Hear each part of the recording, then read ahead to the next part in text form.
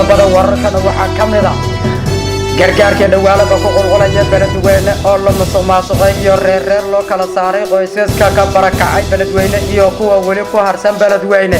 qaar ka mid ah qoysaska looba diiday lagana qadiyay wixii gargaar ah ee beledweyne gaaray warka ayaad ku daawan doontaa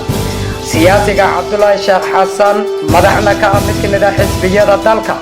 oo raaligelin ka dalbaday xildhibaan Cabdiqaadir Cosoble oo golaha shacabka ka mid ah gudoomiyana ka ah mid ka mid ah xisbiyada dalka ka jira kadib markii uu ku dhawaaqay xildhibaankaas haddii madaxda dowladda federaalka muddo kororsi ay sameeyaan in xamar laga qaxi doono warka ayaad ku daawan doontaa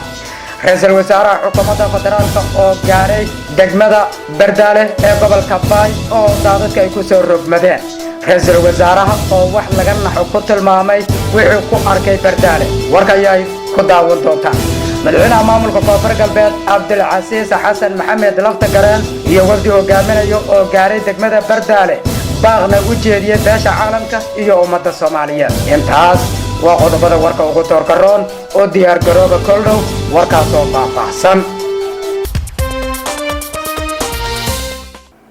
warkii oo fidsan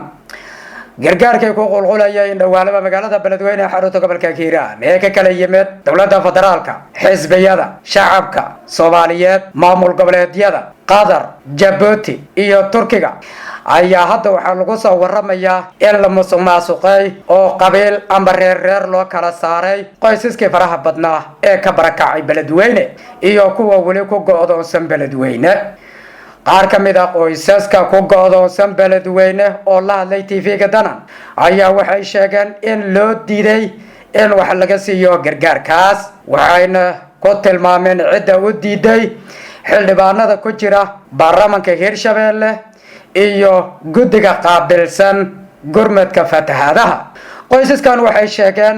in reer ahaan aanay xildhibaan ku lahayn Hirshabeelle laakiin xildhibaano ay ku leeyihiin golaha shacabka golaha aqalka sare maamulka koonfur galbeed maamulka Jubbaland laakiin Hirshabeelle aanay xildhibaan ku lahayn sidaa awgeed waxay sheegeen in lagu wargeliyay in Hirshabeelle xildhibaan aanay ku lahayn sidaa awgeed wax gargaar ah laba siinaynin qoysaskan cawday ayaa waxay ku reer yihiin xildhibaan Cabdiraxmaan Ibi iyo xildhibaan Maxamed Soomaali oo labadaba aqalka hoose ee baarlamaanka Jamhuuriyadda Federaalka ka tirsan waxayna ugu baaqeen madaxweynaha Jamhuuriyadda Federaalka Maxamed Cabdullaahi Farmaajo iyo ra'iisul wasaare Xasan Cali Khayre in arintooda ay wax ka qabtaan siyaasiga Cabdullaahi Sheekh Xasan oo madax ka mid ah xisbiyada dalka ayaa waxa uu ka hadlay si adagna uga hadlay war dhawaan ka soo yeeray xildhibaan Cabdiqaadir Cosoble oo baarlamaanka Soomaaliya ka tirsan madaxna ka ah mid ka mid ah xisbiyada dalka sidoo kalena xisbigiisa la midoobay xisbiyada madasha qaran la yiraahdo oo dhawaan midoobay xildhibaankaas ayaa waxa mar uu ka hadlayay muddo kororsiga lagu xanto madaxda dowladda federaalka inay damacsan yihiin haddii arintaasi dhacdo in xamar dagaal ay ka bilaabi doonaan dabadeedna xamar uu cid la noqon doono oo ceelasha biyaha loo qixi doono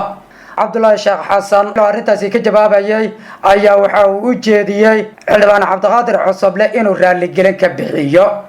wax lagu faano lagu goodiyana inaanay dagaal ku habboonayn waxaana uu sheegay Cabdullaahi Sheekh Xasan ceelasha biyaha berigii loo qixi jiray inuu ogaado dhibaatadii taalay laakiin hadda Cabdiqaadir Cosoble ceeb ay ku tahay asagoo xisbi madax u ah doonayana inuu musharax noqdo in dagaal uu ku goodiyo balaayana uu huriyo sidaa awgeed wuxuu ugu baaqay asagoo xildhibaan qarana in arintaas raaligelin uu ka bixiyo madaxweynaha maamulka koonfur galbeed Cabdilcasiis Xasan Maxamed Laftagareen iyo wafdi hogaaminayo ayaa waxay gaareen degmada Bardaale ee gobolka Baay kadib markii daadad ay ku soo rogmadeen Bardaale hadda waa laga barabaxay banaankeeda ayaana lagu nool yahay kadib markii biyo xoog leh dooxooyinka ay ku soo rogeen madaxweyne Cabdilcasiis Laftagareen markii uu tagay Bardaale wariyaasha uu la hadlay waxa uu sheegay in dhibaato culus ay ka taagan tahay Bardaale oo qoysaskii dhulka miyiga ah hadda ay kaneecada ku cunayso sidaa awgeed wadamada taakuleeya Soomaaliya wuxuu ugu baaqay in degdeg arrintaani ay ugu soo jawaabaan sidoo kale jaaliyada koonfur galbeed ee dibadda ku nool inayna kaalin ay ka qaataan ugu dambeyntiina ra-iisul wasaare xasan cali khayro isaguna tagay Bardaale biyahana dhexmaray ayaa waxa uu sheegay waxa uu ku arkay Bardaale inay tahay arrin laga naxo oo u baahan in degdeg wax looga gaaro arrintaasi gacanna laga geysto. ra-iisul wasaare xasan cali khayro waxa uu sheegay ka dawlad ahaan in arrintani ay ka jawaabeen loona baahan yahay wadamada caalamka hay-adaha wax taakuleeya iyo ummadda Soomaaliyeedba inay kaalin ay ka geystaan dhibaatada ka taagan Bardaale. arrimahana waxay ka mid yihiin roobabka xoogga leh ee ka da'ay guud ahaan Soomaaliya. warkaad ka daawanayseen TV-ga daran daawadayaal xilligan waa naga intaa waa ku mahadsantiin daawashada warka iyaga warkan warka xiganta inuu ku wada kulmi doono nabadgelyo.